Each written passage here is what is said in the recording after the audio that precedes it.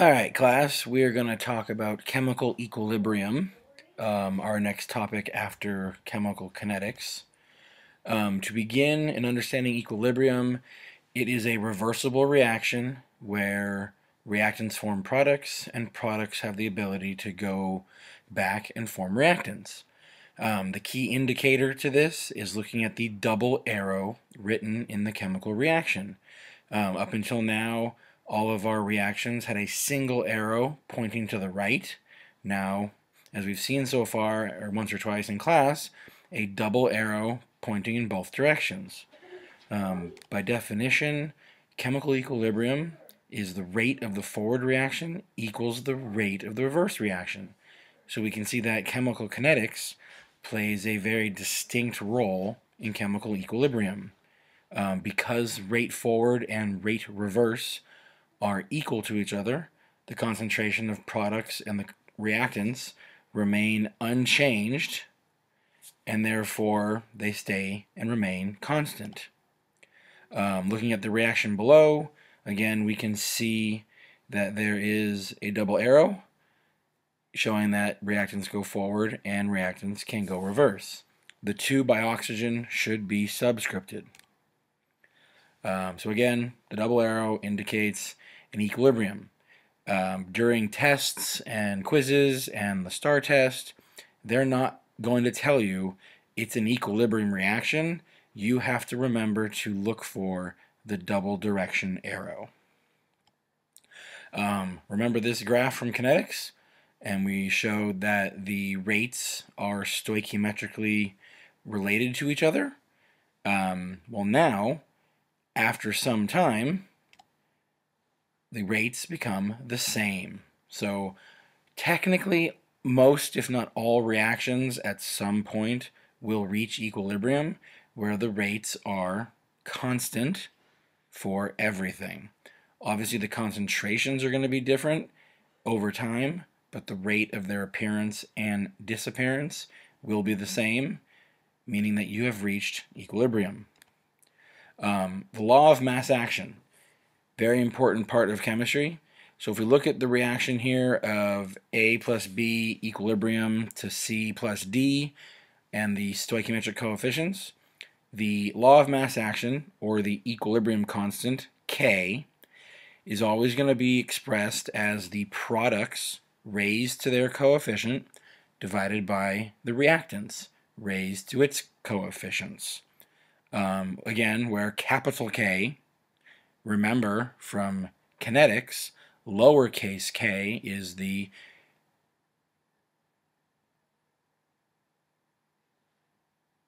rate constant. Wow, sorry for the pause. My kid was talking to me. So capital K is equilibrium constant, and it is unitless. You could, however, determine the unit for it, but it always is a unitless number. Therefore, the magnitude of the number is what matters. So, for a product-favored equilibrium, meaning that when you establish equilibrium, it does not mean that it's equal amounts of everything. Large values of K, or basically any value greater than 1, signify a reaction as product favored. So the reaction will look like this, where you'll have majority of products and very little reactants. But because you have achieved equilibrium, you have to have some of both.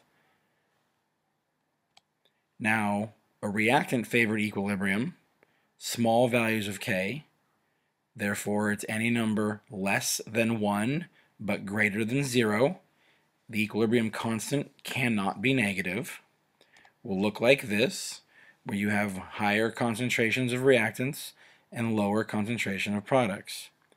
Again, equilibrium does not mean that you have equal amounts or concentrations of everything. If the number is greater than 1, you are reactant favored. If the number is less than 1 but greater than 0, you are greater than 1, product favored. Less than 1 but greater than 0, reactant favored. If the value of equilibrium constant is equal to 1, Then you are right down the center and you have equal amounts of everything. Only if k is equal to 1. So, writing the equilibrium expression, obviously the expression is there for you, showing you that I have NO raised to the second power times oxygen raised to the first power divided by nitrogen dioxide raised to the second power. Pretty straightforward. Expressions, products raised to their stoichiometric coefficients divided by reactants raised to their stoichiometric coefficients. So, a few conclusions about the equilibrium expression. If you look at the equilibrium expression for a reaction, is the reciprocal for a reaction written in the reverse direction. So if it's written one direction, you write the equilibrium expression. If you reverse the reaction, the numerical value for the equilibrium constant is the reciprocal. So here's one we just saw. We know this. So let's write it in the reverse direction. And after you write the expression, notice that it is the reverse direction and it's the reciprocal. The prime symbol right here just indicates that it is k under some other condition than normal. So 1 over k shows it as the reverse direction. Let's look at a gas phase reaction. So here we have the Born-Haber process, the production of ammonia. We can write the expression in terms of partial pressures. So instead of using brackets to represent concentration, we use the letter P as pressures, and you use parentheses. Is there a big difference? No, there's not. It's just understanding that because everything in this reaction is pressures, you're looking at the equilibrium constant in terms of pressure. That is why we have the subscript P, and these are all partial pressures. So you can think back to Dalton's law of partial pressures. Now, the reaction quotient, Q. For some time, when the system is not at equilibrium, you can use the reaction quotient that takes the place of the equilibrium constant in the law of mass action. These two expressions are identical. However, K represents at equilibrium, where Q represents some point that is not equilibrium. But they are, again, identical in every way. You just have to solve for both, and then you can compare. So, significance of the reaction quotient. When you solve for the value of Q, mathematically, you will compare it to the value of K. If they are equal to each other, the system is at equilibrium and no shift will occur. Therefore, the equilibrium stays where it is. Now, what if you were to solve for the value of Q and it was greater than the value of K? Which direction will the equilibrium shift in order to reach K? If Q is greater than K, which direction do you want to shift? We need to make Q a smaller value. Therefore, you will shift to the left, making more reactants. Therefore, the law of mass action regarding the reaction quotient will become a smaller number, and you will reach equilibrium. However, if Q is less than K, again, if Q is less than K, I need to shift in a direction that will make Q a larger value. So according to the law of mass action, if I shift to the right, then the equilibrium should then go to the right, and the value of Q will get larger and eventually reach the value of the equilibrium constant. So again, Q is greater than K, you shift left. If Q is less than K, you shift to the right. Take a moment and read over this slide. So, here's a problem for you. I know you don't have the clickers in your hand, you can pretend. So, a couple things. There should be a plus, I lied, there should be an arrow between the A and the B plus 2C. So, take your moles and divide by volume for each of them so that you have a concentration. Solve for the reaction quotient. Compare it to the equilibrium constant given in the problem. And then using the slide you just saw, compare Q to K. If Q is equal to K, if Q is less than K, or as if Q is greater than K. And then you'll know which way the reaction will initially proceed to reach equilibrium. Take a moment and solve this problem.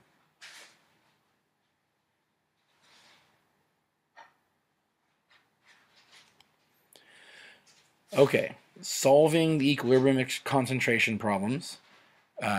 This is where the math comes in more so than the constant.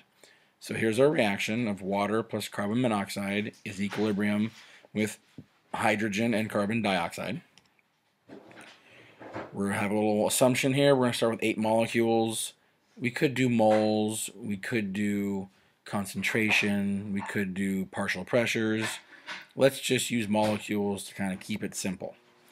So if we start with 8 molecules of water and 6 molecules of carbon dioxide, I want to know how many molecules is present when the reaction reaches equilibrium. Again, note the value of the equilibrium constant in the upper right hand corner. It's a value greater than 1. So in the end, it should be a product favored or reactant favored equilibrium. Hopefully you've made your answer, and it is a product favored equilibrium. This is where we learn about ice tables. They're really cool, a very easy technique to solve these problems, but it can involve the quadratic formula.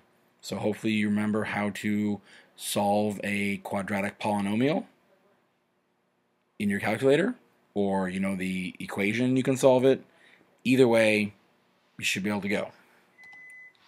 So, first thing we do is looking at our reaction, we write the law of mass action. Take a moment and write the law of mass action for this reaction.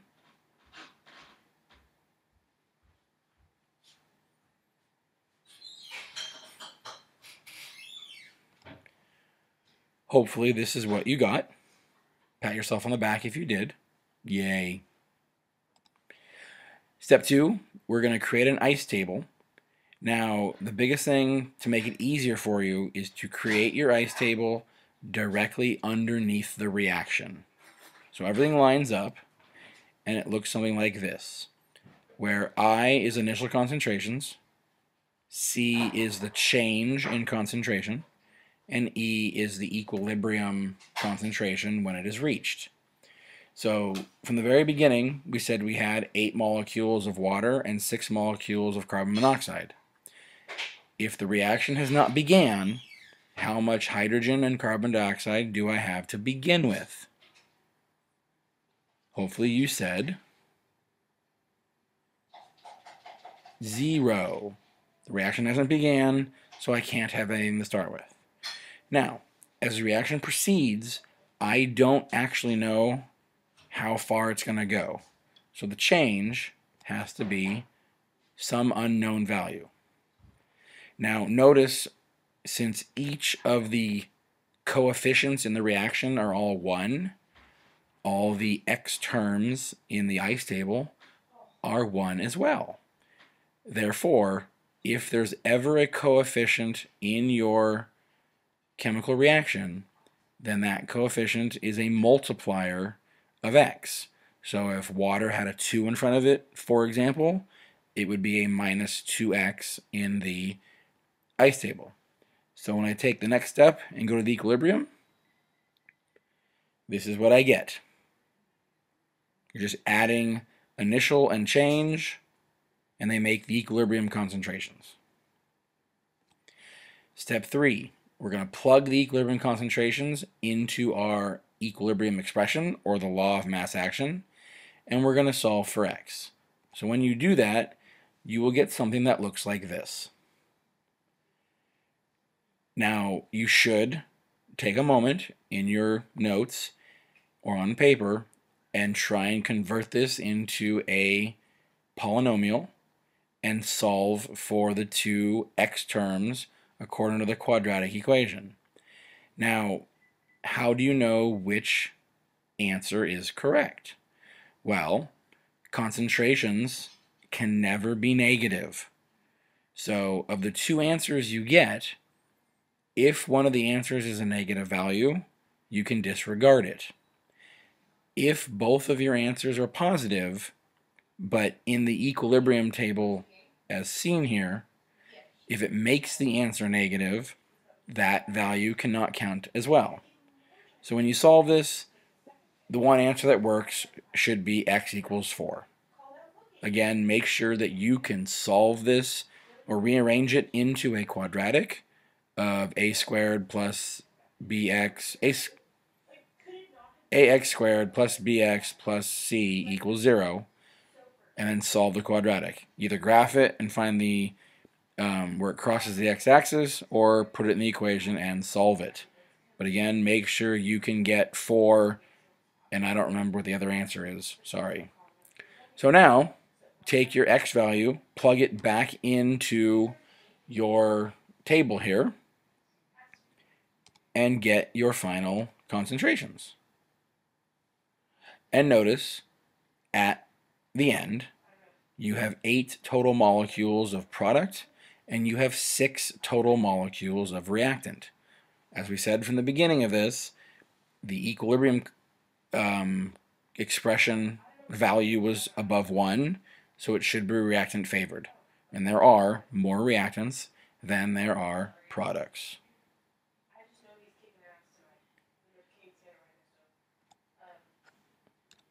So, here we are done.